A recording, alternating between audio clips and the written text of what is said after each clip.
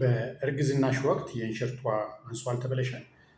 አንድ ጥያቄም ዶክተር የእንሽርት ውሃ ማነስ ምክንያቱ ምንድን ነው? እንዴት ይስተካከላል? ከባድ ችግር አለው ወይ ብላኛለች። እንግዲህ የእንሽርት ውሃ በጣም ብዙ ጥቅም አለው። ጽንሱን የመከላከል አለው ከአደጋ ሾክ አብዞርባንት ነው። ሙቀቱን ይከላከልለታል፣ ኢንፌክሽን ይከላከላል እና ብዙ ጥቅም ነው ያለው። በዚህ ላይ ደግሞ በመዋጥና በመሽናት ሂደት ላይ ደግሞ አንጀቱ እንዲሰራ፣ ሳምባው እንዲሰራ፣ ኩላሊቱ በደንብ እንዲሰራ አስተዋጽኦ እድገት ላይ አስተዋጽኦ ይኖራል ማለት ነው። ይህ የእንሽርት ውሃ አለቀ ቀነሰ የሚባልበት ሁኔታ ይኖራል። ብዙ ጊዜ በአምኒዮቲክ ፍሉድ ኢንዴክስ ወይም ደግሞ የሲምፕል ቨርቲካል ፖኬት የሚለው በአልትራሳውንድ ነው መለየት የሚቻለው። ስለዚህ አልትራሳውንድ ተነስቶ ከቀነሰ ምንድነው ምክንያቱ ይባላል። ከምክንያቶቹ ውስጥ የመጀመሪያው እንግዲህ ራፕቸር ኦፍ ሜምብሬን ወይም ደግሞ የማቀፊያው ተበጥሶ ወይም ደግሞ ራፕቸር አድርጎ ከሆነ ራፕቸር ኦፍ ሜምብሬን እንለዋለን። እሱ ሊሆን ይችላል፣ ፈሳሽ ይኖራል ማለት ነው። እሱ ሊቀንሰው ይችላል።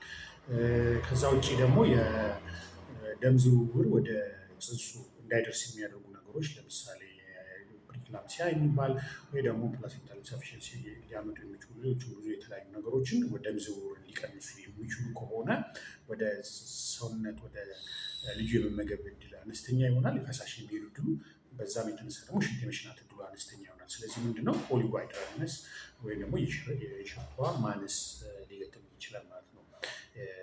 ሌላው ደግሞ አንዳንዴ ደግሞ ምንድነው የአፈጣጠር ችግር ሆኖ ኪድኒው ኩላሊቷ ነው እንግዲህ ዋናው የእንሽርት ውሃ የሚባለው ሽንት ነው። የልጁ ሽንት ነው። ይውጣል፣ ይሸናል፣ ይውጣል፣ ይሸናል፣ ይውጣል፣ ይሸናል። በዛ ሂደት ውስጥ ነው እንግዲህ ሽንት የሚፈጠረው። ስለዚህ ሽንት እንዳይሸና የሚያደርግ ነገር ካለ ለምሳሌ የአፈጣጠር ችግር እንደ ኪድኒ ወይም ኩላሊት ችግር ካለ ሽንት በደንብ ፕሮዲስ ማድረግ ከሆነ የኦሊጎ ሊመጣ ይችላል። ሌላው ደግሞ እንግዲህ ጊዜ ሲሄድ ነው። ጊዜ እየሄደ በሚመጣበት ጊዜ ፖስት ተርም ሌት ተርም ላይ በሚሆንበት ጊዜ የፕላሴንታል ኢንሰፊሽንሲ ወይም ደግሞ የደም ዝውውር ወደ ጽንሱ የሚሄደው እየቀነሰ ይመጣል። እንግዲህ ልጅ ማርጀት ምናምን እየተባለ ሊነገራችሁ ይችላል። ግን የዝውውሩ የፕላሰንታል ምግብ መቅረቡን ይቀንሰዋል።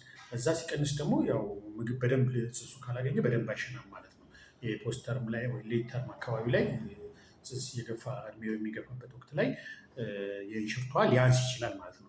ሌላ ደግሞ የእናት ሁኔታም እንደዚሁ ነው። እንግዲህ እናት ደም ግፊት ይዛ ከመጣች፣ የቫስኩላር ዲዚዞች ካሉ እነዛ የተለያዩ ችግሮች የደም ዝውውር ሊቀንሱ የሚችሉ ነገሮች ያው የእንሽርት ውሃ ሊያመጣ ይችላል። ሊስተካከል የሚችለው ምናልባት ዲሃይድሬሽን ተቅማጥ ምናምን ኖሮ የሆድ በሽታው ነው። አንዳንዴ በዲሃይድሬሽን የመጣ የእንሽርት ውሃ ያው ፈሳሽ በመስጠት በምናምን ማስተካከል ይችላል። አንዳንድ መድኃኒቶች ኢንፍላማቶሪ ድራጎች ምናምን የተወሰኑ የእንሽርት ውሃ የመቀነስ ባህሪ ያላቸው እነሱን ማቆም ሊያስፈልግ ይችላል። ከዛ ውጭ ግን የደረሰ ጽንስ ከሆነ ደግሞ ማለስለሻ ተሰጥቶ ቶሎ እንድትወልጂ ማድረግ ሊያስፈልግ ይችላል።